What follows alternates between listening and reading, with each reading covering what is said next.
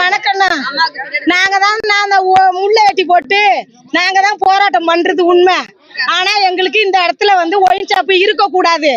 நீங்க விஜய் அண்ணா, நீங்க மக்களுக்கு மாமசீர் செய்யறேன்னு சொல்லிருக்கீங்க. எங்களுக்கு கோடி எடுத்துக்கிட்டு வந்துருங்க. இவத்துக்கிட்ட ஒயின் ஷாப்பை வச்சுக்கிட்டு நாங்க ஒரு நாளைக்கு ஒரு பிரேதம் போச்சுக்கிட்டு இருக்கிறோம். எங்களுக்கு கோடி எடுத்துட்டு வந்துருங்க. அதை செய்யுங்க. மாமசீர்லாம் செய்யாதீங்க. கோடி கொண்டு வந்து போடுங்க. அதுக்குதான் இவத்துக்கிட்ட இருக்கு ஒயின் ஷாப்பு. சுத்த ஊட்ட சுத்தி சுடுகாடு, ஊட்ட சுத்தி ஒயின் ஷாப்பு எல்லாம் எங்களுக்கு நடக்குதுல. கெட்டதுதான் நடக்குது, நல்லதே இல்ல. ஆனா எங்களை விட்டுருங்க. வாழ வேண்டிய புள்ளிகளை பாருங்க, இருக்க வேண்டிய புள்ளிகளை பாருங்க. 1ஆவதுல இருந்து 2ஆவது வரைக்கும் பாட்டில பொறுக்கி விக்குது. 12ஆவது பிள்ளைல பாட்டில பொறுக்கி குடிச்சு விட்டு சாரத்தை குடிச்சு விட்டு பெயில் ஆயிட்டானுவான்.